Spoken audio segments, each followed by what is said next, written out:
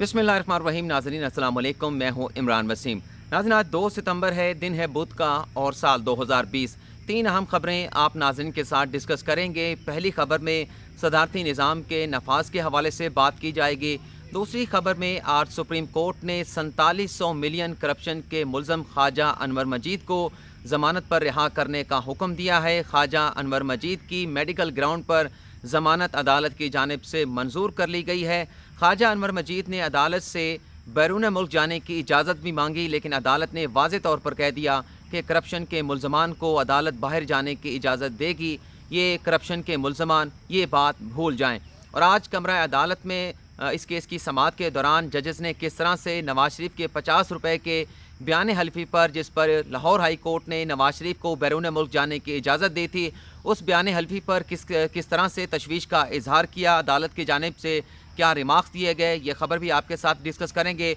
और आखिर में बात की जाएगी कि इस्लामाबाद हाई कोर्ट के फैसले के बाद जो कहा जा रहा है कि नवाज शरीफ के पास अदालत के सामने सरेंडर करने के लिए 8 रोज़ बाकी बचे हैं। दरअसल ये 8 नहीं 6 दिन है नवाज शरीफ के पास अदालत के सामने सरेंडर करने के लिए। और नवाज शरीफ के लिए तोशाखाना रेफरेंस किस तरह से भयानक साबित हुआ है, इस पर भी बात की जाएगी। लेकिन सबसे पहले बात करेंगे सदारती निज़ाम के नफाज के हवाले से। आप नाज़रीन को याद होगा कि चंद रोज़ पहले 2 दरख्वास्तें सुप्रीम कोर्ट में सदारती निज़ाम के नफाज के मामले पर अवामी रेफरेंडम कराने के लिए दायर की गई थी। एक दरख्वास्त हम अवाम पार्टी के सेक्रेटरी जनरल ताहिर अजीज़ ख़ान की जानिब से दायर की गई थी, और दूसरी दरख्वास्त डॉक्टर सादिक अली जो कि सिविल इंजीनियर हैं उनकी जानिब से सुप्रीम कोर्ट में दायर की गई थी। इन दरख्वास्तों में अदालत के सामने तहरीरी तौर पर ये आर्गूमेंट्स एडवांस किए गए थे कि वज़ीर आज़म इमरान खान मुल्क में सदारती निज़ाम के नफाज के हवाले से संजीदा नहीं है। इस हवाले से कोई कोशिशें हुकूमत की जानिब से नहीं की जा रही। और ये भी कहा गया था कि जो पार्लिमानी सिस्टम इस वक्त पाकिस्तान में राइज है, ये मुकम्मल तौर पर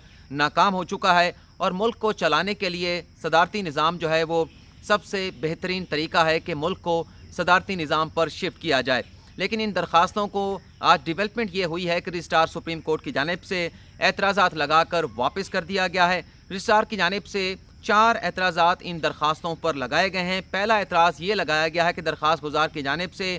जो उन्होंने बुनियादी हकूक़ की इन्फोर्समेंट के लिए सुप्रीम कोर्ट ऑफ पाकिस्तान से रिजू किया था, इन दरख्वास्तों में अवामी अहमियत के किसी मामले की निशानदेही नहीं की गई। और ये दूसरा एतराज़ ये लगाया गया है कि दरख्वास्त गुजार ने बराह रास्त सुप्रीम कोर्ट से रिजू किया, जबकि दरख्वास्त गुजारों के पास इसी मामले पर रिजू करने के लिए मुतलका जो कानूनी या लीगल फोरम था वो दस्तियाब था, और दरख्वास्त गुजारों की जानिब से ये जस्टिफिकेशन, ये वजाहत नहीं की गई कि उन्होंने मुतलका फोरम से रिजू करने के बजाय बराह रास्त सुप्रीम कोर्ट में ये दरख्वास्तें क्यों दायर की। और यह भी अदालत की जानिब से कहा गया कि दरख्वास्त गुजारों ने अपने एप्लीकेशन के साथ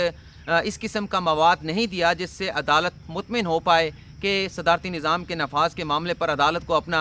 आर्टिकल 184(3) का जो खसूसी अख्तियार है उसे इस्तेमाल करना चाहिए। आखिरी जो एतराज़ लगाया गया वो ये कहा गया है अदालत की जानिब से कि दोनों दरख्वास्त गुजारों की जानिब से एप्लीकेशन में सदर मुमलिकत आरिफ अलवी को, वज़ीर आज़म इमरान खान को फ़रीक बनाया गया है, जबकि आइन के आर्टिकल 248 के तहत सदर मुमलिकत को और वज़ीर आज़म इमरान खान को अदालतों में फ़रीक जो है वो बराह रास्त नहीं बनाया जा सकता। इन एतराज़ात के बाद इन दरख्वास्तों को वापस कर दिया गया है दरख्वास्त गुजारों को। लेकिन अब दरख्वास्त गुजारों के पास एक रास्ता बाकी बचा है कि वो रजिस्ट्रार ऑफिस के इन एतराज़ात को चैलेंज कर सकते हैं अपील की सूरत में, और उन अपीलों की फिर समाअत जो है कोई जज अपने चैम्बर में करता है। जस्टिस मुशीर आलम के सामने ये केस लग सकता है, ये एतराज़ात के ख़िलाफ़ अपील लग सकती है, जस्टिस उमर बंदियाल के सामने लग सकती है, और हत्ता के चीफ जस्टिस ऑफ पाकिस्तान के सामने भी एतराज़ात के ख़िलाफ़ दरख्वास्त गुजारों की अपीलें जो है वो समाअत के लिए लग सकती हैं। लेकिन डिपेंड करेगा क्या दरख्वास्त गुजार जो हैं एतराज़ात के ख़िलाफ़ सुप्रीम कोर्ट में अपीलें दायर करते हैं या नहीं, तो उसके बाद ये डेवलपमेंट जो है वो आगे हो सकती है। ये रास्ता थोड़ा सा दरख्वास्त गुजारों के पास बचा है। अब हम बात कर लेते हैं दूसरी खबर के हवाले से। आज सुप्रीम कोर्ट में फ़ेक अकाउंट के मरकज़ी मुल्ज़म ख्वाजा अनवर मजीद, जिन पर 4.7 अरब रुपए की मुबैना तौर पर करप्शन का इल्ज़ाम है, उनकी दरख्वास्त ज़मानत पर समाअत की गई। जस्टिस मुशीर आलम और जस्टिस काजी अमीन की सरबराही में 2 रुकनी बेंच था। ख्वाजा अनवर मजीद के वकील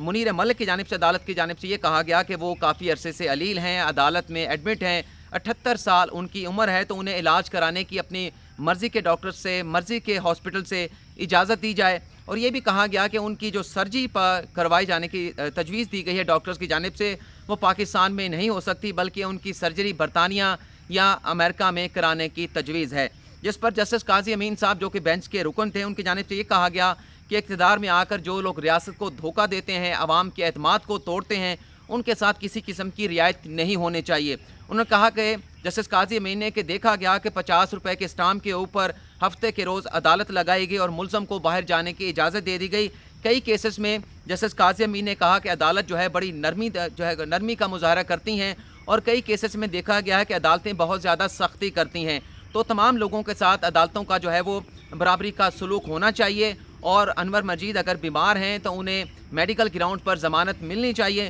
لیکن یہ بھول جائیں کہ آپ جو کہہ رہے ہیں کہ خواجہ انور مجید کو بیرون ملک جانے کی اجازت دی جائے، وہ امریکہ میں یا برطانیہ میں جا کر اپنی سرجری کرائے، تو اس قسم کی اجازت جو ہے وہ عدالت کی جانب سے کہا گیا کہ کرپٹ ملزمان کو نہیں دی جائیں گی، بلکہ ججز کی جانب سے یہ کہا گیا کہ پاکستان میں ایسے بہترین ہاسپٹل موجود ہیں جہاں خواجہ انور مجید کا بہترین علاج ہو سکتا ہے۔ عدالت نے استفسار کیا نیب کے وکیل عمران الحق سے کہ خواجہ انور مجید پر کتنی کرپشن کا الزام ہے، تو ان کی جانب سے بتایا گیا کہ 4.7 بلین کی خواجہ انور مجید پر کرپشن کا الزام ہے، جس پر منیر ملک کی جانب سے یہ کہا گیا کہ اگر عدالت گارنٹی مانگنا چاہتی ہے خواجہ انور مجید سے 4.7 بلین کی، تو نواز شریف جو فیک اکاؤنٹ کے دوسرے مرکزی ملزم ہیں، تو اسے عدالت کی جانب سے صرف 1 کروڑ روپے کی ضمانتی مچلقوں پر رہا کرنے کا حکم دیا گیا تھا۔ تو جسٹس قاضی امین کا یہ کہنا تھا کہ جو 1 کروڑ روپے کے مچلقے زرداری کی جانب سے جمع کرائے گئے، تو وہ بھی ایک طرح کے کاغذ کے ٹکڑے تھے، لیکن ہم اس مقدمے میں ایٹ لیسٹ جو ہے وہ 100 ملین کے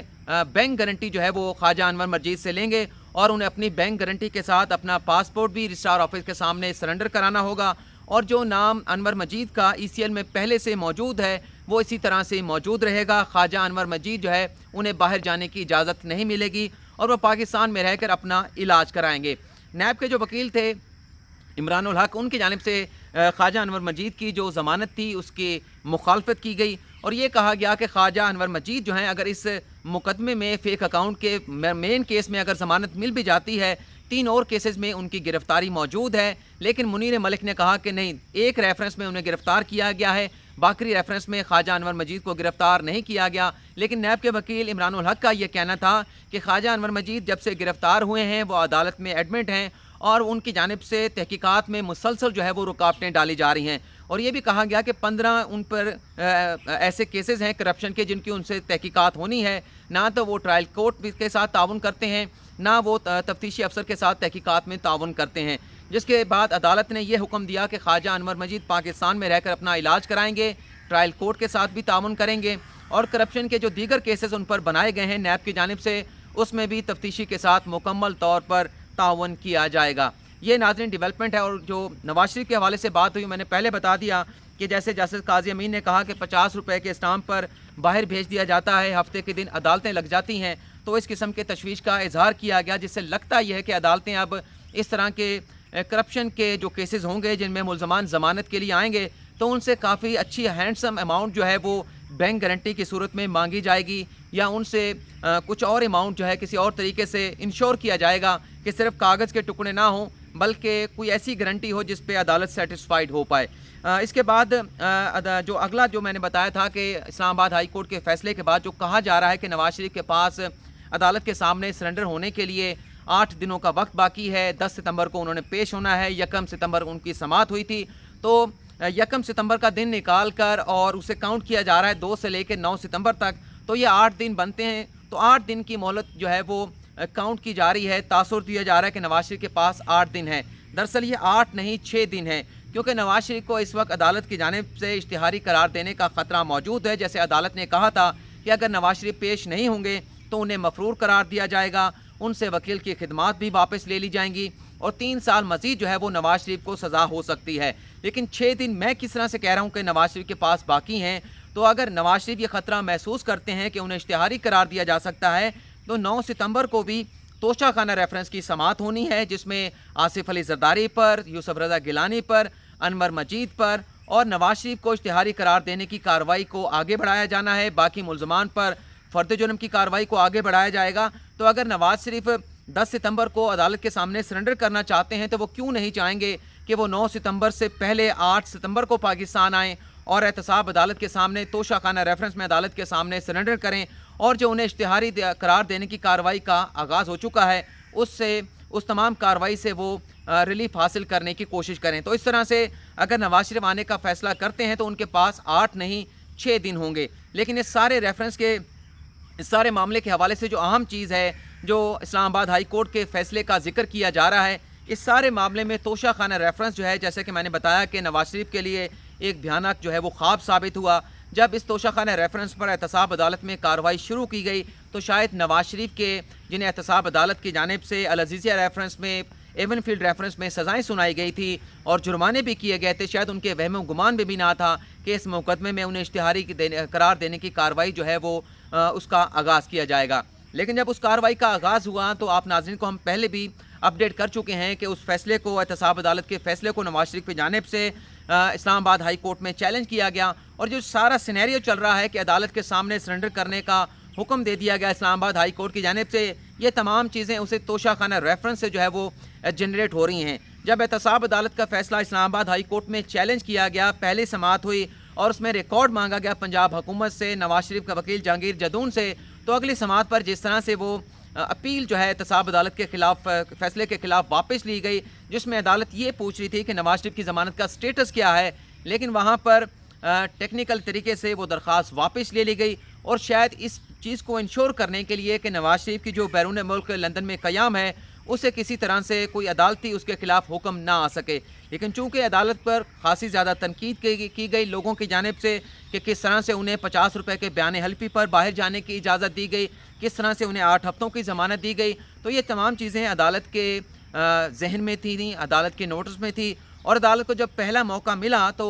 उस पर तो ये दरख्वास्त वापस ले ली गई। तो फिर फौरी तौर पर वो तमाम केसेस जो अदालतों में नवाज शरीफ के पेंडिंग थे, जो अपीलें ज़ेर इल्तवा थी, उन्हें समाअत के लिए मुकर्रर कर दिया गया। और जो मैंने आपके सामने बात की थी कि अदालत में जो सबसे पहला सवाल होगा कि हमने जो आपको 8 हफ्तों की ज़मानत दी थी उसको अगर पंजाब हुकूमत ने मुस्तरद कर दिया था तो आपकी बोनाफाइडी ये थी, आपकी नेक नीयती ये बनती थी कि आप उस फैसले को इस्लामाबाद हाई कोर्ट में चैलेंज करते। और कल की अदालती कार्रवाई का जो मेन बात थी अदालत की जानिब से बार बार जो क्वेश्चन किया जा रहा था ख्वाजा हारिस से कि आपकी नीयत इस बात से नेक नीयती साबित होती कि अगर आप पंजाब हुकूमत का फ़ैसला ज़मानत में तोसीम मुस्तरद करने का अगर आप इस्लामाबाद हाई कोर्ट में चैलेंज कर देते, लेकिन चूँकि आपने वो फ़ैसला चैलेंज नहीं किया तो इसलिए वो फ़ैसला अपनी फ़ाइनल हैसियत अख्तियार कर चुका है। तो अब अदालत ने ये देखना है कि इस मामले को, इस कार्रवाई को आगे कैसे बढ़ाया जाएगा। तो वो तमाम चीज़ें जो अदालत में डिस्कस हुई कि किस तरह से नवाज शरीफ को अदालती मफरूर करा दिया जा सकता है, किस तरह से उन्हें अदालत के सामने सरेंडर करना होगा, सरेंडर नहीं करेंगे तो उसके क्या कॉन्सिक्वेंस होंगे, इस हवाले से पहले आपको अपडेट कर चुके हैं। आज की हमारी ये 3 खबरें जो आप नाज़रीन के साथ हमने डिस्कस की, आपको कैसे लगी, इस हवाले से आपका फ़ीडबैक का इंतज़ार रहेगा। अगली वीडियो में नई खबर के साथ आपकी खिदमत में हाजिर होंगे। दुआ में याद रखिएगा। अल्लाह हाफिज़।